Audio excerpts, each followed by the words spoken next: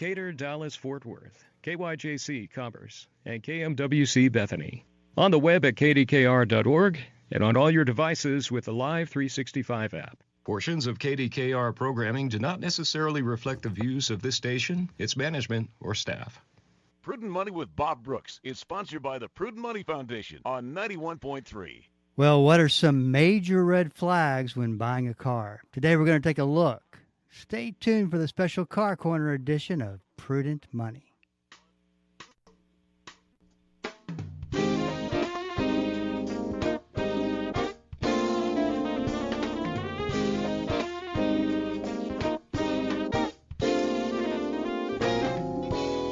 Good afternoon. This is Bob Brooks, and you are listening to the Prudent Money Radio Show. Thank you so much for joining me today. You know I do appreciate it. Tony Joe's with me, as he is every Friday, to take your Car Corner questions, and the number to call is 1-877-913-5357. We'd love to hear from you today, whatever's on your mind, and Tony Joe's sitting here with an open line, so give us a call and we'll get you on. Tony Joe, how you doing? I am doing fine, and I'm just happy to be here. Just happy to be here for this 30 minutes out of the heat. Well, you don't know about. I do take exception to that little heater you got under there because you think it's a little too chilly in the building, but. Well, it gets that way, and you got and listen. If you need to borrow that for the shop, yeah, can I take that back to the shop with me today when it's 106 inside? I might need to turn it up like 1 degree. Does it really get that hot? It was in there? yesterday, but I think it was 104 yesterday anyway.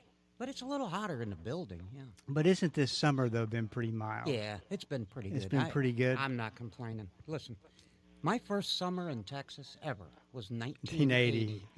So every summer since then has been a cakewalk, but 2011 was a little hard to get through. That was pretty close, but it still didn't beat 1980.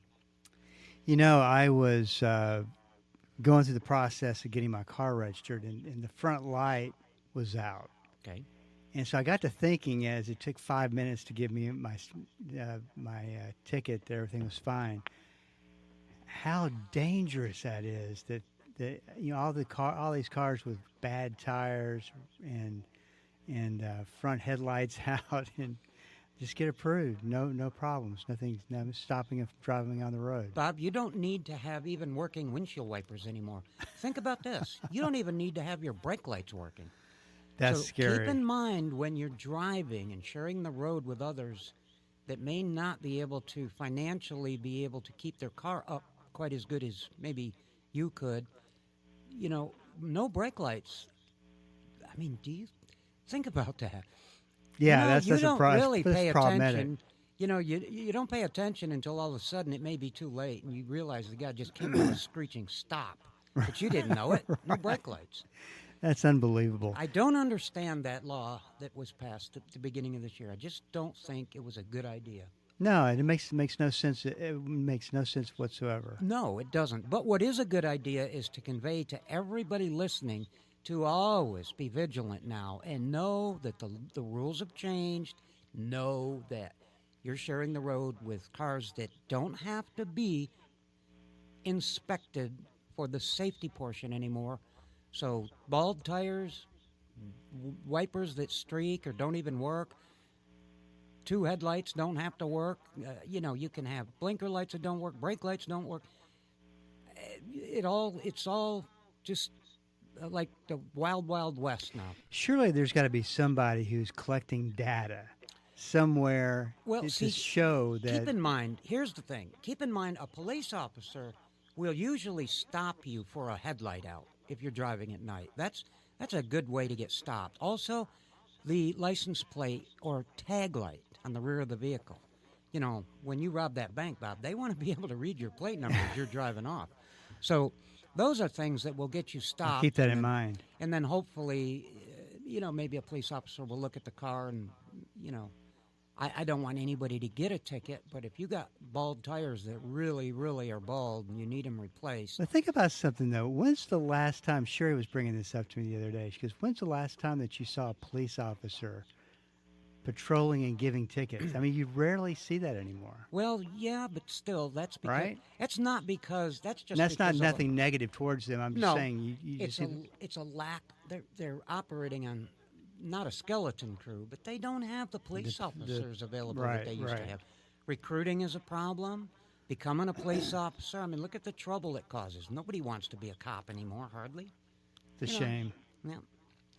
You know, the other thing too that is new, which people I think are still trying to use to, or will be when they go through the process of buying a car. No more paper tags, No. and that I was not aware of that. July 1st, no more paper tags. They're not going to do that anymore because there's too much fraud and money. What do you call it when it's fake money? What's the word I'm looking for? No. Counterfeiting. You can just make paper tags on a printer. Oh, They've okay, discovered right, that right. They're counterfeit paper tags, and people are using them for nefarious purposes and driving around with them. And so now they've ruled that out. So do they use the same license plates that came on the car? They just switch registration on it? How do they? Do you know? They'll keep the tags, the hard tags on it until when you buy a car. Do you end up still getting new tags? Yes, you do. But you're going to have the hard tags that were on the car until you get the new tags. Oh, okay. So you'll get your new license plates and get everything just like it always was, but you don't get that 20-day or 30-day temporary tag made of cardboard. You know, someone had asked me about the alignment in wheels. Talk a little bit about that, because I think that there's the misconception. What is a misconception? That I get my car aligned and it just drives perfectly straight, no problem. It doesn't really work that way. Well, that's kind of a misnomer. Like, I remember one time you asked me about your car, and you said it kind of veers to the right.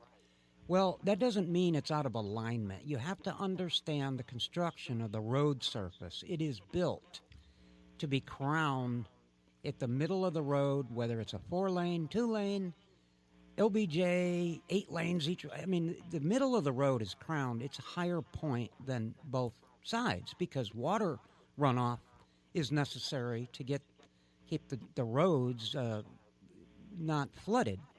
So think about this. If you're on your side of the road, which is the right side, and you're driving down the road, and it's a 2-lane, small asphalt, blacktop, concrete road, whatever. If you're on the right side of the road, it should crown down to your right, which means if you let go of your steering wheel, I do not want people to think it shouldn't pull. I mean, if you let go of the steering wheel, it shouldn't just pull to the right, but it should veer to the right gently. In other words, you're following the contour of a downhill slope. So if you're on the right side of the road, which I hope you are, because that's the side you're supposed to be on, your car should gently veer off to the right. If you ever want to check it, this is not advice that I'm telling anybody to do anything foolish, but there's a lot of neighborhood streets where, you can get in the middle, make sure nobody's coming either way. Just get in the middle of the road and you will find out that the car seems to go straight. And when you're back on the right side of the road, that's when you'll feel it kind of veer off to the right again. That's as is. That's the way it should be. How tough is it to knock a set of wheels out of alignment? Do you have to really... Well, Bob, see, here's the thing. It depends on the vehicle. You take an F-350 Ford pickup, which is a truck chassis with, say, 4-wheel drive, a really heavy-duty front end. It's going to be a lot harder to knock that thing out of alignment than it would for some of the smaller, like some of the light-duty sedans and SUVs that we have today. They're basically front-wheel drive. They're kind of built light-duty because of fuel economy, and so it's easier to knock those out of alignment. And what really hurts your car, whether a lot of people know it or not, you can affect the front end alignment a lot by speed bumps. Speed bumps, hitting them at a funny angle can actually shift the lower control arms and knock things out of alignment somewhat if you hit them too fast, number one, and at an angle. So you always want to try to approach a speed bump straight on and go slow. Both wheels go up over that speed bump at the same time, and I'm talking about the front of the vehicle. That's how you can kind of get even pressure on both sides, and the car should maintain its integrity with the front end alignment. But if you pull up to a curb and you don't really use good judgment and you use the curb as your feeling point, in other words, you hit it with the tire to say, "Oh, I'm there," that's not a good practice, because that will eventually misalign things on the front end, causing you tire wear and pull and loose front end parts, so forth. You know, you try not to hit the curb when you're pulling up in front of somebody's house. Just judge where you are, do the best you can, so you're a couple of inches away or 5 inches away. So what? You're close enough. You don't use the curb as a feeler, you know. Let's talk a little bit about red flags when buying a used car. This is good information to know, because it's just, you know, what's interesting about buying a car is that you take the all the emotion that goes along with it. You want everything to work out. You want to find that perfect car. You want to get a good deal. You want to get financed. Well, of course, everybody wants the that. same. Yeah. Those emotions tend to get in the way of common sense and clear thinking. And so we thought we'd go through some of these. You know, the first one on here, I love this: suspiciously low price. When, you know, everything's got a going value, and when you run across a car that's below that's listed below the going value, there's got to be something wrong with it. Yeah, and I like to ask people, many times they'll approach me with a question like that, and they'll say, "That seems pretty inexpensive for that, you know, what they could get for that car." Well, there may be a good reason. We don't know yet. But first, find out what you can. What's the story? Why is it lower than? Is there a reason? Is there a legitimate reason? Somebody in trouble, they need quick money, blah, blah, blah. I mean, if you're buying it on a sales lot and it's suspiciously low, you may not be able to investigate fully the reason why that car is priced cheaper. Then I would suspect highly, if it's on a sales lot and it's too cheap, yeah, that's when I would really, really suspect something's up.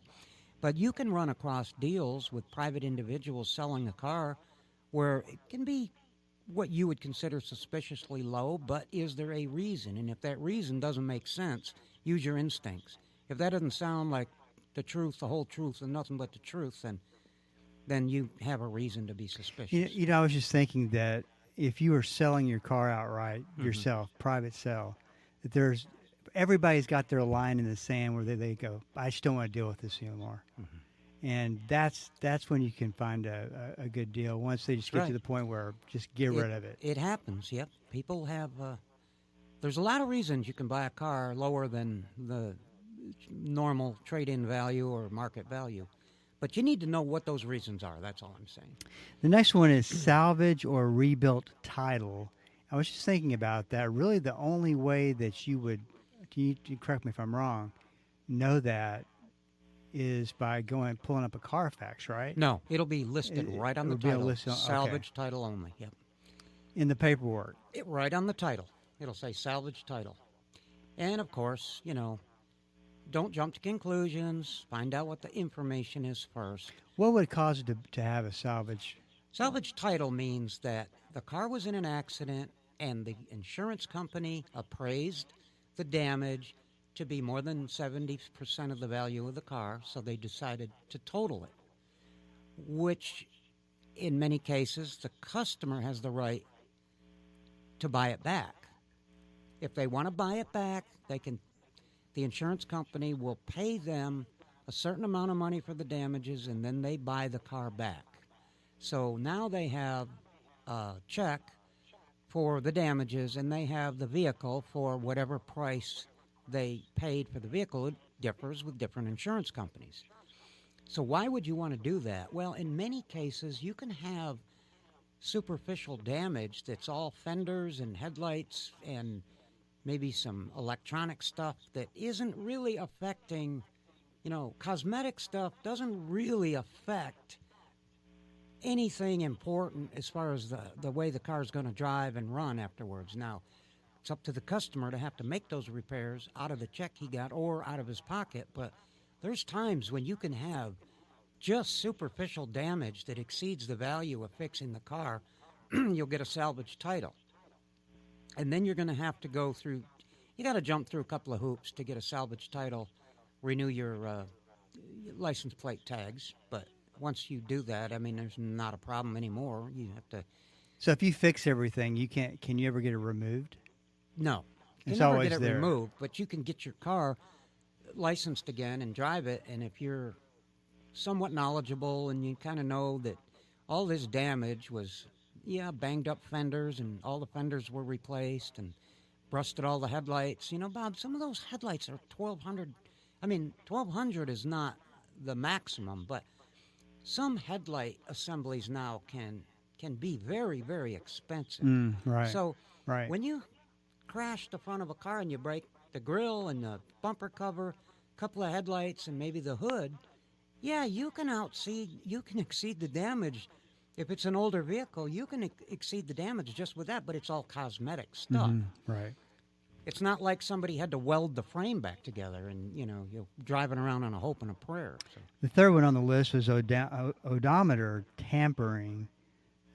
Talk a little bit about how that would work. You know, the thing about odometer tampering is not quite as critical as it used to be. What you will find in the old days was you could change the numbers on a analog odometer, which read 75,125 miles and 0.6.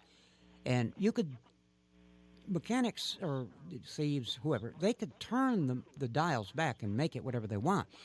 But you used to look for things like the pedals on this, the brake pedal and the gas pedal look like this car's been around a lot more than 75,000 miles just by the wear and tear. Right. And you can look at other things on the car. But, interestingly enough, today, the mileage is registered not only on the odometer on the instrument panel, but it's also registered in the computer. So you can oftentimes find fraud just by comparing the odometer that's listed on the computer as compared to the odometer that's reading on the dash. And it's kind of difficult now. It can be done, but it's not quite as common as it used to be because, number one, it's hard to have the equipment and the know-how to do the digital readouts like they have now, as opposed to the old days where they had the analytical numbers that would just flip around. Then you can always record it in the computer and find fraud there. So not so much anymore do you have to worry about that. That's kind of a thing of the past. This is Bob Brooks, and you are listening to the Prudent Money Radio Show. Actually, the special Car Corner edition of Prudent Money, which we do every Friday. If you had a question for Tony Joe, 1-877-913-5357. And I would love to hear from you today, whatever's on your mind. Let's talk a little bit about, and this to me would be a non-starter. You tell the salesperson that, hey, I want my mechanic to check out the car, and they say, well, I can't do that. That would be a non-starter right there. Yeah, unwillingness to not have an independent inspector come in. Bob, think about this. If you were going to buy a house, a really major purchase, and you didn't have it inspected by an independent inspector, is that even legal? Don't you have to do that when you buy a house? I can't remember. Yeah, well, think about it. I think when you start talking about bank loans, right? And Don't they make you have it inspected? I believe so. Yeah. So there you go. I mean, it's not as major of a purchase as buying a house. Although I will say this: some cars today cost more than the first house I bought. Yeah, I mean, you think about it. You could easily spend. When I bought my first house, it was $65,000. And I was wondering how I was ever going to pay for that thing. And now I see some of the four-wheel drive Suburbans going for $105. I'm like, really? Yeah, wow. That's crazy. How about unexplained gaps in service history?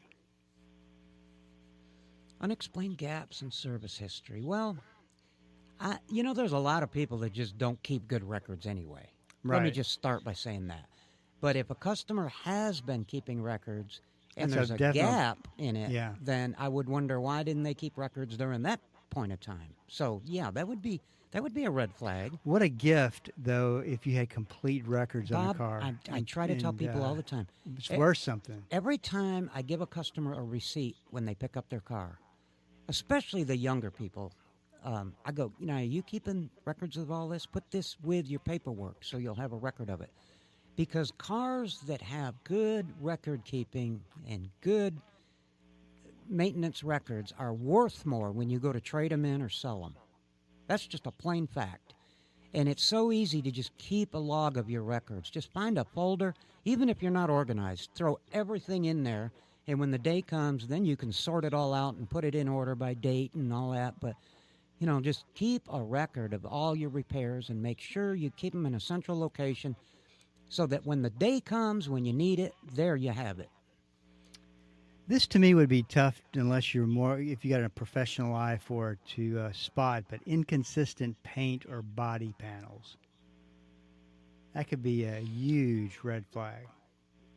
Well, that's a good way to tell that the car's been hit and Right, repainted, right. yes, of course. And then that would lead, I guess, Bob, what you're asking, I guess that would lead me to pull a fax report on it. Right. If I saw two different tones in the paint, that doesn't mean the painter was that good. It could be that, but we don't know. I mean, cars can be painted for several reasons. Number one, the UV rays here in Texas just eat the clear coat off, and then, you eventually you have it painted or you have part of it painted. And if it doesn't match good, that's a possibility. But then if I saw that, I would at least want to pull a Carfax on that, just for that reason alone. Yeah, that would be a red flag. What about unusual noises during test drive? What would you call unusual noises? Well, it's hard to tell people to explain what noises are unusual because I've heard just about every noise there is, and they're all unusual. As far as that's an unusual noise unless you know what it is. Then it's, hey, you got a pair of shocks in the back that need to be replaced. So for a customer, for a person that doesn't know about cars, explaining unusual noises, this is where the independent inspection would come in. You got some noises in the car. Any car can have noises, but let's find out if they're serious or not. Let's find out what those noises are. So you're not buying a lemon. You know what I mean? Right. This is where the inspection would come in. This is Bob Brooks, and you are listening to the Special Car Corner edition of Prudent Money. We're talking about red flags when buying a used car, and without question, always want to get that car checked out to make sure it's okay. One of the listings here is electrical issues. What kind of electrical issues are you looking for? Well, number one, you want to start the car up, look at the dashboard, see if there's any warning lights on. Electrical issues. Let's take how many cars, Bob, I don't know if you're aware of this, but do you know the average vehicle now has 15 to 20 different processors or computers on it? You start the car up and you think, well, that is an annoying little light, but doesn't seem to be that important. Well, if it's a anti-lock brake light coming on in conjunction with, say, the vehicle stability control or the traction control, I mean, all this stuff can be so expensive to replace or repair or even difficult to diagnose in many cases. So when you see the lights that are on and you're not sure what they are, go to the owner's manual or get enough information before you buy this car. Understand what every one of those lights that's on the dash mean. I have run into people with the warning lights that they don't understand. Come to find out, a lot of it is benign. Like, for instance, the tire monitor light. Okay? Right. Well, that means the tire monitor system is not registering properly. Either you got a bad sensor in the tire or something or the tire's low. But that would not be as important or as severe as, say, like an airbag light. I mean, airbag light is on. That means the airbags aren't going to work if you have an accident. Well, that's a pretty big deal, and it needs to be investigated to find out what's wrong with the airbag system, because airbags are $1,200, $1,500 a piece. So if you got a bad airbag or you got a bad sensor or something like that, it can be quite costly. Yeah, there's so many things that dashboard can tell you. So many things that people don't understand that go on that dashboard. This is Bob Brooks. If you got a question for me, please go to the website at prudentmoney.com and send it in, because we are all out of time. Till we do meet again next time, keep the faith and have a great rest of the day.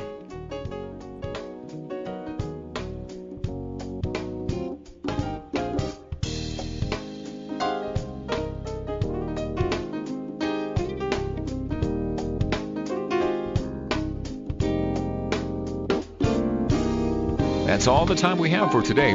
Questions or comments for Bob, or to find out more great information like what you've just heard, visit www.prudentmoney.com. Be sure to join Bob Brooks again for the next edition of Prudent Money.